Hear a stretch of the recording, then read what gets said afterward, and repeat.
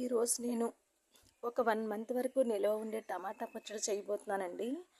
దానికోసం నేను చిన్న గిన్నె పెట్టుకున్నాను. స్టవ్ ఆన్ చేసుకుని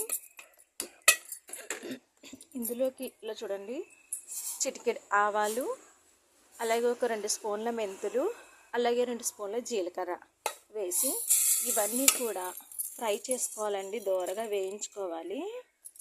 వేయించుకున్న తర్వాత ఇవి మిక్సీ పట్టుకొని పౌడర్ చేసుకొని ఒక పక్కన పెట్టుకోవాలి. మెంతులు, జీలకర్ర, ఆవాలు ఇలా చక్కగా క్రిస్పీగా వేగిపోయిన తర్వాత ఇవన్నీ కూడా ఒక గిన్నెలోకి తీసుకున్నాను. పొయ్యి మీద ఒక దాక పెట్టుకున్నానండి. దీంట్లోనే 1 కేజీ టమాటాల వరకు ముక్కలుగా కట్ చేసి వాటిని ఈ దాకలో మంట పెట్టి ఉడకబెడుతున్నానండి. ఇవి మెత్తగా పేస్ట్ లాగా అయిపోయేంత వరకు కూడా మగ్గబెట్టుకోవాలండి. ఎటువంటి నూనె యాడ్ చేయకూడదు.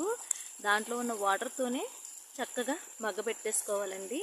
నేను పొయ్యి మీద చేస్తున్నానండి పచ్చడి. చూసారు కదండి, ఇది పొయ్యి మీద నుంచి దించుకున్నాను. టమాటాలు ఇలా మెత్తగా చక్కగా ఉడికిపోయాయండి, గుజ్జులా అయిపోయాయి. ఇలా అయిపోయేంత వరకు కూడా కలుపుతూ వేయించుకోవాలండి. పొయ్యి మీద చేసుకుంటే ఆ పచ్చడి చాలా రుచిగా కూడా వస్తుంది. చేయబోతున్నాం కదండి, దానికోసం టమాటో గుజ్జు ఈ రకంగా ఉడికిందండి. ఇలా ఈ టమాటో గుజ్జును ఒక గిన్నెలోకి తీసుకున్నాను. దాంతో పాటుగా ఇప్పుడు కొంచెం చింతపండు, అలాగే కల్లుప్పు, అలాగే మనం వేయించి పెట్టుకున్నటువంటి ఆవాలు, జీలకర్ర, మెంతులు అవన్నీ కలిపి మిక్సీ జార్లో వేసానండి. ఇప్పుడు దీన్ని మనం మిక్సీ పట్టుకుందాం. ఇది మిక్స్ అయిన తర్వాత, ఇది గ్రైండ్ అయిన తర్వాత మళ్ళీ దీంట్లోకి ఆశీర్వాద్ కారం పొడిని 1 కప్పు వరకు తీసుకొని మరలా గ్రైండ్ చేసుకోవాలి. ఇప్పుడు ఏదైతే మనం మిశ్రమం తీసుకున్నామో ఆవాలు, మెంతులు, జీలకర్ర, చింతపండు వీటిని పొడిగా నేను గ్రైండ్ చేసుకున్నానండి. అలాగే దీంట్లో వెల్లుల్లిపాయలు వేసుకున్నానండి నేను.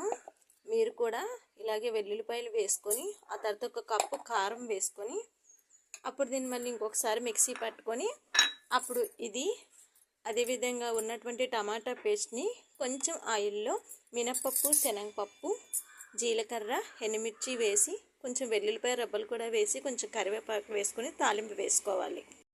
ఇదిగోండి, మనం ఇలా ఉంచుకున్నటువంటి టమాటా పేస్ట్లో ఉప్పు, కారం, చింతపండు, అలాగే ఆవాల పిండి, మెంతి పిండి ఇవన్నీ కూడా ఇలా కలిపి పెట్టేసుకొని ఆ తర్వాత దీన్ని నువ్వుల నూనెతో కానీ వేరుశనగ నూనెతో కానీ తాలింపు వేసుకొని ఒక డబ్బాలో పెట్టుకుంటే ఒక 1 మంత్ వరకు మనకి నిల్వ ఉండే టమాటా పచ్చడి రెడీ అయిపోతుంది.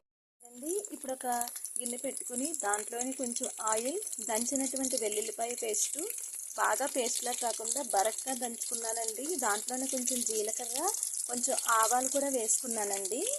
అలాగే కొంచెం ఎండుమిర్చి, కొంచెం కరివేపాకు వేసి పచ్చడి తాలింపు వేసుకుందాం. ఫైనల్గా పచ్చడి మనకి ఇలా తయారయ్యింది.